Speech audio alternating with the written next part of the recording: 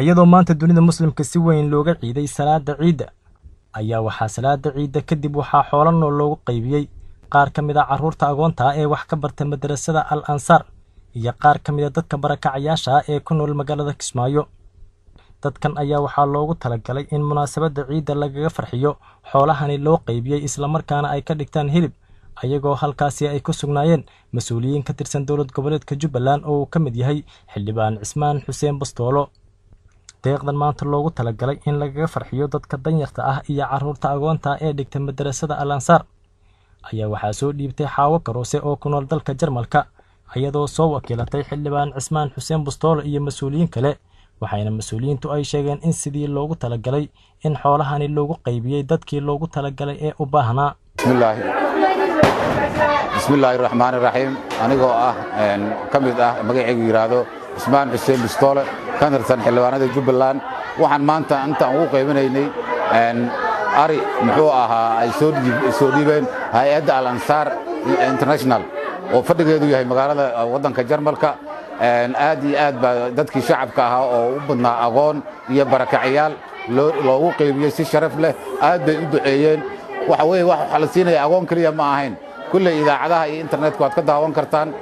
muxuu ahaa hay'adda Ansar oo wakiilka ah Xaawo Maxamed Cusmaan Xaawo Karoose aad baa loogu mahadcelinayaa sida wanaagsan ay ciid kasto oo muslimiin ah ay dadka shacabka reer Jubbaland qaarkood barakacayaal iyo agoon isku jira ay wax ugu deeqayaan waana loo soo duceeyay. ciidii soo dhiibatayna kulley way ducadooda way haystaan oo wakiil ka ahayd Xaawo Maxamed Karoose hay'adda Ansar waa u soo mahadcelinaa anigoo maanta ah xildhibaanada Jubbaland ka mid ah sharaf bay ii tahay inaan ka qayb qalo qaybinta arigaas.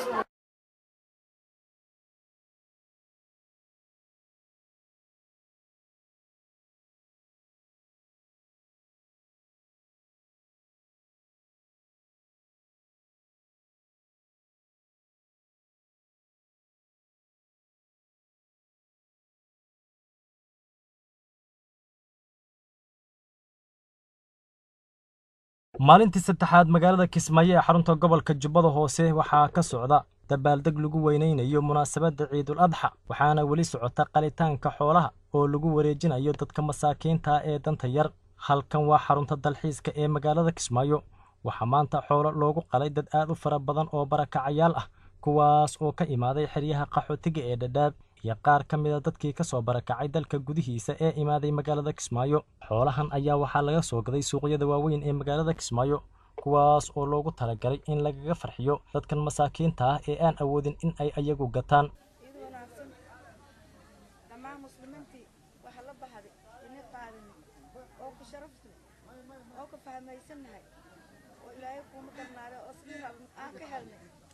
السلام عليكم ورحمة الله وبركاته. عيد وناكسن وكو فرحسن هاي dadkaanya alxamdulillah shukran bil caalamiin soo baxsatay ciid wanaagsan.